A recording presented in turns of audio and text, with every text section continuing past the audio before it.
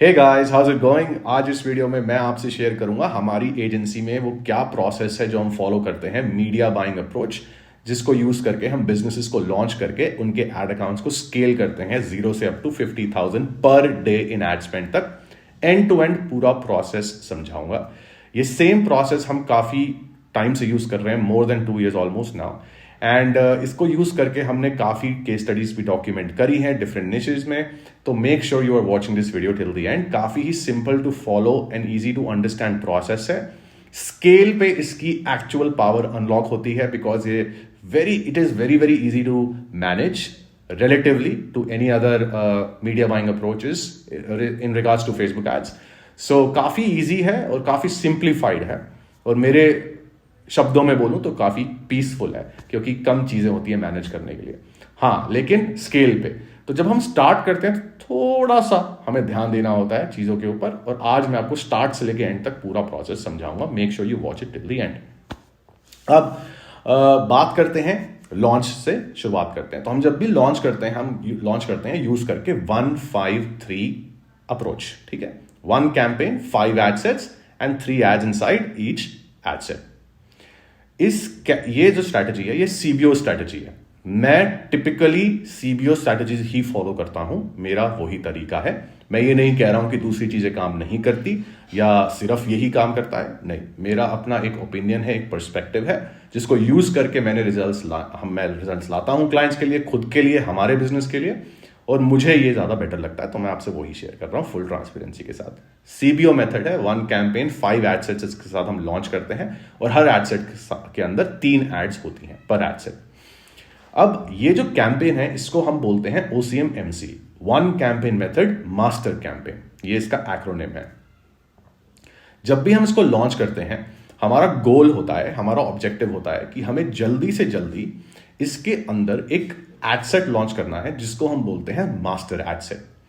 Master ad set जब भी हम लॉन्च करते हैं वो ब्रॉड या फिर आप कह सकते हो ओपन टारगेटिंग के साथ लॉन्च करते हैं। मास्टर एड सेट तक पहुंचने के लिए, वो हमारा गोल है, वो हमारा ऑब्जेक्टिव है, उस तक पहुंचने के लिए हम ये प्रोसेस फॉलो करते हैं लॉन्च से कि 1-5-3 से हम लॉन्च करते हैं। 5-3 इज 5 एड सेट्स। इन एड सेट्स को हम लॉन्च एड सेट्स बोलते हैं। ये हम इसलिए करते हैं, वो भी समझा देता हूं इससे पहले कि क्या करना है वो बताऊं। ये हम इसलिए करते हैं क्योंकि हम इससे पहले मास्टर एड सेट लॉन्च कर दें इस कैंपेन के अंदर, हम चाहते हैं कि इस कैंपेन में 75 to 100 कन्वर्जन इवेंट्स एट्रीब्यूट हो जाए। ये हम इसलिए चाहते हैं बिकॉज काफी केसेस में ऐसा होता है कि पिक्सल मैच्योर नहीं है, ज्यादा कंसिस्टेंटली एड्स रन नहीं करी हैं, ऑन ऑफ करते रहते थे क्लाइंट्स एक्सेट्रा। तो ये हमारा एक ऐसा प्रोसेस बन गया है कि जिसको यूज करके हम बिजनेसेस लॉन्च करते हैं। तो ये पूरा एक प्रोसेस बता रहा हूं कि स्क्रैच से अगर आप स्टार्ट कर रहे हो तो सीधा 1-5-3 से ही हम स्टार्ट करते हैं। 1 कैंपेन, 5 एड सेट्स, 3 एड्स, और ये 5 जो एड सेट हैं ये लॉन्च एड सेट्स हैं। LAS बोलते हैं हम इसको, लॉन्च एड सेट।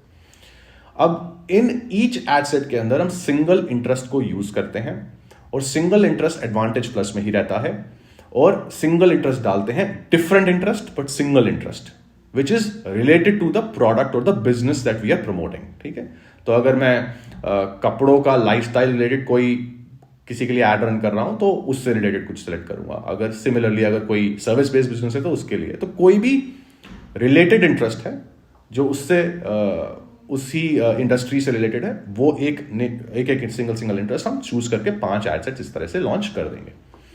अब इसके अलावा मैं कुछ सेटिंग नहीं करता, मैनुअल प्लेसमेंट्स कुछ नहीं करता, कुछ भी हम नहीं करते हैं। हम चले जाते हैं एड लेवल पे।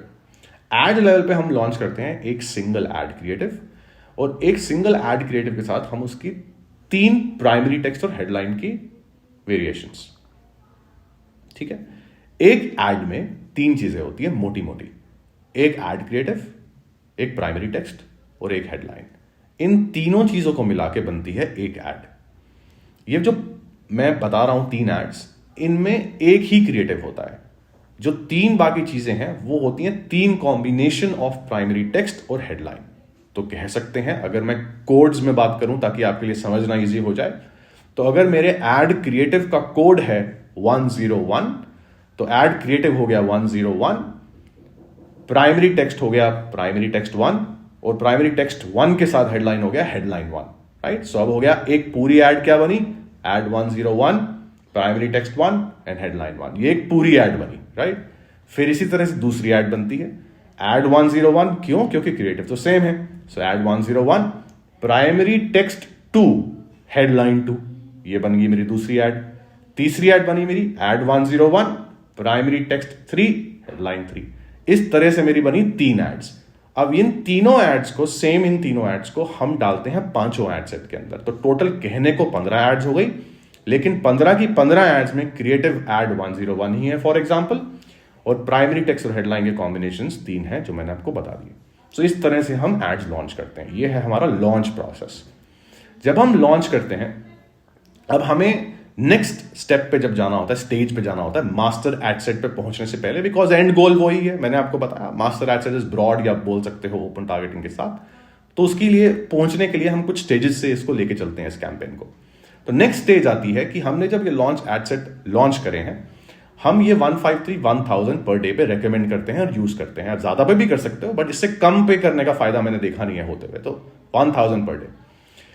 अब हमें वेट करना है कि जब तक टोटल इन 5 एडसेट्स में कंबाइंड लगभग 20 कन्वर्जन इवेंट्स नहीं आएंगे, तब तक मैं आगे कुछ एडसेट पे नया एडसेट लॉन्च कर दूं या नई एड लॉन्च कर दूं, ये सब करूंगा नहीं, मैं वेट करूंगा। टिपिकली ये प्रोसेस हमें मतलब ये 20 हिट करने पे अगर हम 1000 पर डे पे चल रहे हैं, तो टिपिकली हम, डिपेंड करता है बिजनेस टू बिजनेस, बट हम 4-5 दिन में हमें ये रिजल्ट आ जाता है, 4-5 दिन में। जब हमारे पास ये 20 कन्वर्जन इवेंट्स आ जाते हैं टोटल मिला के, तो जिस भी 2-3 एडसेट्स में, लॉन्च एडसेट्स में से मिला के ये मुझे आए हैं 20 कन्वर्जन इवेंट्स, मैं इस 2 या 3 एडसेट्स को, जो भी एडसेट से मुझे रिजल्ट आया है, इनको यूज करके एक नया एडसेट बनाता हूं, which is stack ad set, SAS। पहले हमने लॉन्च किया LAS, अब हम लॉन्च कर रहे हैं SAS। SAS is stack ad set. Stack ad set क्या है? स्टैक एडसेट हमारा जुगाड़ है, ठीक है। ये हम सिर्फ इसलिए करते हैं क्योंकि हम 75 से 100 कन्वर्जन इवेंट्स के लिए वेट कर रहे हैं, जैसे मैंने आपको पहले बताया था। तो SAS उसके बीच का जुगाड़ है। और ये क्यों जरूरी है? ये इसलिए जरूरी है बिकॉज अगर आप मल्टीपल एडसेट्स लॉन्च करते हो ना, तो फेसबुक आपको खुद रेकमेंड करता है ऑडियंस फ्रेगमेंटेशन, या आपको वो वार्निंग देता है, या आपको वो बोलता है कि मर्ज कर दो, राइट, कंबाइन कर दो सारे एडसेट्स को। तो हम जो मेटा कह रहे हैं ना, मैं वो ही कर रहा हूं, बस मैं उसको नहीं करने दे रहा हूं, मैं खुद कर रहा हूं, कंट्रोल अपने हाथ में रख रहा हूं थोड़ा बहुत। इसलिए हम स्टैक एडसेट लॉन्च कर देते हैं। इस स्टैक एडसेट में हम वो 2-3 एडसेट्स उठाएंगे। एग्जाम्पल के तौर पर पकड़ते हैं, 3 एडसेट से मिला के मेरे पास 20 इवेंट्स आए थे, तो वो तीनों एडसेट में जो इंटरेस्ट मैंने यूज किए थे ना, वो स्टैक एडसेट में लॉन्च करूंगा, और वो तीनों इंटरेस्ट को सिलेक्ट कर दूंगा, ठीक है। नैरो नहीं करूंगा, स्टैक कर दूंगा, मतलब तीनों को एक एक करके चूज कर लूंगा, ठीक है। और ये स्टैक एडसेट में लॉन्च कर दूंगा। जैसे ही ये स्टैक एडसेट एक्टिव होगा, इंप्रेशंस देना शुरू करेगा, तो जो भी उसके रिलेटिव जो वो थे एडसेट्स जिसको मैंने यूज करके ये स्टैक एडसेट बनाया, उन वाले एडसेट्स को, लॉन्च एडसेट्स को मैं ऑफ कर दूंगा। तो एग्जांपल, इस कॉन्टेक्स्ट में हम बात कर रहे हैं कि 3 अगर मैंने लॉन्च एडसेट्स उठाए थे, तो 3 लॉन्च एडसेट्स ऑफ हो चुके हैं। एक स्टैक एडसेट लाइव हो गया, और बाकी बचे 2 लॉन्च एडसेट अभी भी चल रहे हैं। तो अब हमारे OCMMC में 1 कैंपेन मेथड मास्टर कैंपेन में कितने एडसेट्स बचे? एक स्टैक एडसेट और 2 लॉन्च एडसेट, तो टोटल 3 एडसेट्स। एड्स सेम चल रही है, मैं एड्स को नहीं छेड़ रहा हूं, वो सेम ही है। तो सेम ही एड्स हम ले गया, अभी कोई भी नया क्रिएटिव लॉन्च नहीं किया, कुछ नहीं किया। अब हमें ये स्टैक एडसेट बन गया, तो बाकी जो बचे 2 लॉन्च एडसेट हैं, उसको मैं 1-2 दिन और चलने दूंगा। अगर मुझे उसने मेरे टारगेट CPA में रिजल्ट दे दिया तो ठीक है, अगर नहीं दिया तो 1-2-3 दिन बाद मैं शायद लॉन्च एडसेट्स को बंद कर दूंगा, और मैं स्टैक एडसेट को ही आगे बढ़ाऊंगा। और 75 से 100 जब इस कैंपेन में कन्वर्जन इवेंट्स जब तक एट्रीब्यूट नहीं होंगे, तब तक मैं इंतजार करूंगा, मैं वेट करूंगा। और साथ साथ मैं बताता हूं नेक्स्ट स्टेप क्या होता है। अब नेक्स्ट स्टेप क्या हो गया? मानो अब मैं आगे बढ़ता हूं, आप समझ जाओ मैं क्या समझा रहा हूं, लेकिन अब मैं आगे बढ़ता हूं कि मान लेते हैं कि ये लॉन्च एडसेट आपने बंद कर दिए, तो 2 वाले, तो एक स्टैक एडसेट ही चल रहा है आपका, तो मान लेते हैं वो चल रहा है। तो अब हम क्या करेंगे? हम सिर्फ एक ही चीज करते रहेंगे जब तक 75 से 100 कन्वर्जन इवेंट्स नहीं होंगे। हम हर हफ्ते बेयर मिनिमम एक नया एड कॉन्सेप्ट लॉन्च करेंगे, नए एंगल के साथ। ये बेयर मिनिमम है, अगर हम 2 कर रहे हैं तो 2 करेंगे, वरना हम 1 तो करेंगे ही करेंगे। ये करते रहेंगे जब तक total 75 to 100 conversion events attribute नहीं हो जाते इस पूरे कैंपेन में। लगभग हो सकता है 2 हफ्ते लगे, हो सकता है 3 हफ्ते लगे, डिपेंड करता है बिजनेस टू बिजनेस, कभी कभी उससे जल्दी भी हो जाता है, बट एवरेज 2-1 हफ्ते लगते हैं। हाँ, बीच में अगर बिजनेस अलाउ करता है, परफॉर्मेंस अच्छी है, तो बजट इंक्रीज भी कर देते हैं। हम जाते हैं, कैंपेन लेवल पे बजट था, हम जितना इंक्रीज करना चाहें हम इंक्रीज कर देते हैं, 20%, 30%, डबल कर देते हैं, बिकॉज ये लो बजट पे और चलने देते हैं इसको। जैसे ही 75 to 100 कन्वर्जन इवेंट्स एट्रीब्यूट हो जाते हैं, हम मास्टर एड सेट लॉन्च करते हैं, ब्रॉड टारगेटिंग ओपन, मतलब कोई इंटरेस्ट सेलेक्ट नहीं करते, जो भी हमारे पास विनिंग एड्स होती हैं अभी तक उनके पोस्ट आईडी उठाते हैं और मास्टर एड सेट में जाके लॉन्च कर देते हैं। ये हमारा एक स्टैंडर्ड प्रोसेस है। अब एक चीज समझा देता हूं, बहुत जरूरी है, और वो ये है कि एड्स को लॉन्च करके नई एड क्रिएटिव को टेस्ट करना बहुत जरूरी है। One of the most common mistakes people make is that they stop testing new ads. अगर आप बजट बढ़ा रहे हो या आप नहीं बढ़ा रहे हो, इररिस्पेक्टिव, एड आपने नई लॉन्च करनी ही करनी है। इसके पीछे की साइकोलॉजी समझाता हूं, ये क्यों करनी है। आप समझो कि मेटा एक ऑक्शन बेस्ड प्लेटफॉर्म है जो हमें इंप्रेशंस के लिए बिल करता है। अब हमने अगर 1000 पर डे पे मानो 10 दिन के लिए एड चलाई एंड फॉर एग्जांपल हमें 1 लाख इंप्रेशंस हमने गेन करे, हमने मेटा को टेक्निकली उस 1 लाख इंप्रेशंस के लिए पैसे दे दिए। अब समझो कि हमारा हुक रेट आया फॉर एग्जांपल 10%, तो अगर 1 लाख इंप्रेशंस में मेरा हुक रेट है 10%, तो सिर्फ 10,000 लोग ही रुके, मेरी ऐड को देखा 3 सेकंड के लिए मिनिमम और फिर आगे बढ़े। लेकिन जो बचे 90,000 इंप्रेशन थे जिसके लिए मैंने पैसे दे दिए, उससे मैं उन लोगों को मैं हुक नहीं कर पाया। हो सकता है उसमें यूनिक अकाउंट्स, हो सकता है 90,000 में से यूनिक अकाउंट शायद हो 20,000 30,000, लेकिन वो 20-30,000 बहुत लोग होते। तो मुझे ये पता है कि मैं इतने इंप्रेशंस के लिए पैसे तो दे रहा हूं, लेकिन ये लोग मेरी एड्स देख नहीं रहे। इसीलिए मैं बजट बढ़ाऊं या मैं ना बढ़ाऊं, मैं नई एड जरूर लॉन्च करूंगा हर हफ्ते, एटलीस्ट मेरा गोल होता है। और 90% हम ऐसा करते हैं। 10% केसेस में ऐसा होता है कि कुछ प्रॉब्लम हो गई या हम नहीं काम कर पाए या कोई एक्सटर्नल फैक्टर हो गया जिसकी वजह से हम क्रिएटिव नहीं बना पाए, तब हम लॉन्च नहीं करते। लेकिन हम लॉन्च 90% केसेस में हम ऐसे ही काम करते हैं। इतना ही सिंपल प्रोसेस है। हम लॉन्च करते रहते हैं। बजट इंक्रीज करना अगर बिजनेस अलाउ करता है तो हम करते रहते हैं, नहीं करना अलाउ करते तो नहीं करते। और हम एक क्रिएटिव स्केलिंग एसओपी को फॉलो करते हैं। तो मानो कि अब हमारा मास्टर एड सेट फॉर्म हो चुका है और हमने उसमें विनिंग एड्स स्टैक कर दिए हैं। मान लो हमारे पास 1 2 3 विनिंग एड्स हैं, हम 1000 पर डे पे ही चल रहे हैं, मान लेते हैं, ठीक है। अब होता क्या है कि लोग गलती क्या करते हैं कि वो बजट इंक्रीज करना शुरू कर देते हैं without enough winning ad creatives, without enough winning ad creatives. So winners चाहिए हमको। विनर्स कैसे कंक्लूड करोगे कि आपकी एक एड क्रिएटिव विनर है या नहीं है? उसके लिए आपको थोड़ा सा होमवर्क करना पड़ता है। आपको अपना टारगेट सीपीए पहले से ही सेट करना पड़ता है, अपना किल पॉइंट पहले से ही सेट करना पड़ता है, और जब कोई एक क्रिएटिव इस क्राइटेरिया को मीट करता है तब वो आपका विनिंग एड बनता है। तब आप उसको विनर डिक्लेयर करके आप अपने मास्टर एड सेट में उसको स्टैक करते रहते हो। साथ ही साथ हम एक क्रिएटिव स्केलिंग एसओपी को फॉलो करते हैं जिसमें हम ये क्लियरली स्टिक करते हैं एक प्रोसेस पे कि अगर इतने बजट पे हम चल रहे हैं तो हमें इतने यूनिक विनिंग एड्स चाहिए। अगर वो हमारे पास नहीं है तो हम बजट इंक्रीज नहीं करते। मतलब हम काफी स्ट्रिक्ट होते हैं इस पे। सो फॉर एग्जांपल, अगर मैं 3000 पर डे पे रन कर रहा हूं तो मैं बेयर मिनिमम 5 से 6 यूनिक विनिंग एड कॉन्सेप्ट्स या क्रिएटिव्स को विनर होंगे तो ही मैं 3000 पे जाऊंगा, नहीं है तो मैं नहीं जाऊंगा। सिमिलरली हम ऐसे ही एक परसेंटेज रेशियो बोल सकते हो जिसको हम फॉलो करते हैं 15,000, 20,000, 30,000, 40,000, 50,000 तक जाने के लिए। 50,000 पर डे के स्पेंड पे जब मैं इसको लेके गया था एड अकाउंट्स को, तब रफली हमारे पास 30 से 35 के आसपास क्रिएटिव्स थे। लेकिन मैंने ये रियलाइज किया था कि अगर हमारे पास ज्यादा क्रिएटिव्स होते उससे तो एक्चुअली ज्यादा बेटर परफॉर्मेंस होती। ये मैं खुद अपनी जर्नी से सीखा हूं।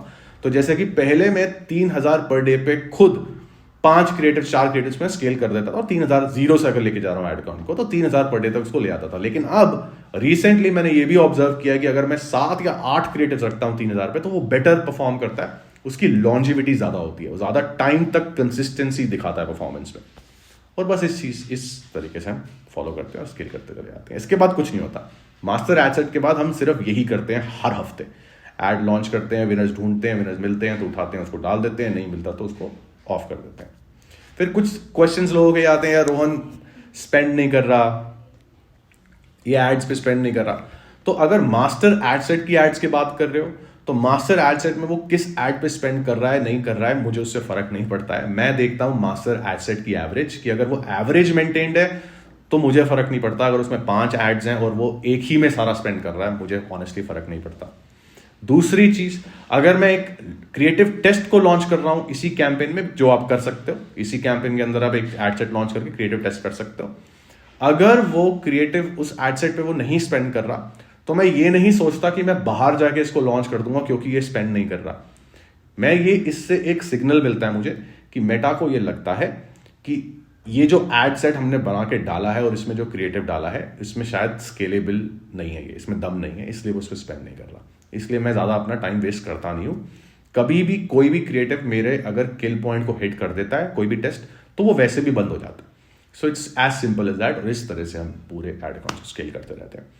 यही प्रोसेस है। देखो, इसको पूरा एंड टू एंड लगाओ। एक मास्टर एड सेट अगर मैं 0 से स्टार्ट कर रहा हूं तो एक मास्टर एड सेट तक पहुंचने के लिए मुझे लगभग 2 से 4 हफ्ते लगते हैं, ठीक है। इसके बाद मेरा कोई मीडिया बाइंग लेवल पे ज्यादा काम होता ही नहीं है। हम बेसिक मेट्रिक्स देखते रहते हैं, KPIs, और उनको देख के हम डिसीजंस, हम इन्फॉर्म्ड डिसीजंस लेते रहते हैं। स्ट्रेटेजिक अप्रोच क्या चाहिए, क्या होनी चाहिए, उसके डिसीजंस लेते हैं और आगे बढ़ते चले जाते हैं। और क्रिएटिव टेस्टिंग हम कंसिस्टेंटली करते रहते हैं। इसको करने से परफॉर्मेंस काफ़ी कंसिस्टेंट और मैनेजमेंट काफ़ी पीसफुल रहता है। बाकी काम करने में भी मज़ा आता है, बिकॉज अल्टीमेटली लोग क्या देख रहे हैं, लोग एड्स देख रहे हैं। लोग ये नहीं देख रहे हैं कि मीडिया बाइंग में क्या कर रहे हैं, कैंपेन की स्ट्रैटेजी क्या है। वो तो ये देखते हैं ना, जो लोग खरीद रहे हैं वो तो ये कस्टमर्स हैं, ह्यूमन बींग्स हैं। So we need to just keep on working on that, and that's how we scale ad accounts. बस आज के लिए इतना ही। बताना ये वीडियो कैसा लगा, कोई क्वेश्चन हो तो पूछ सकते हो। अगर मैं रिप्लाई करूं या ना करूं, irrespective, don't worry about it. My team does look at all the comments and we will continue to make more of such content with full transparency. तो कमेंट करके बताना क्या सीखा, क्या क्वेश्चंस है। बाकी मिलते हैं अगले वीडियो में। Until next time, may the God of ROAS be with you. Bye bye.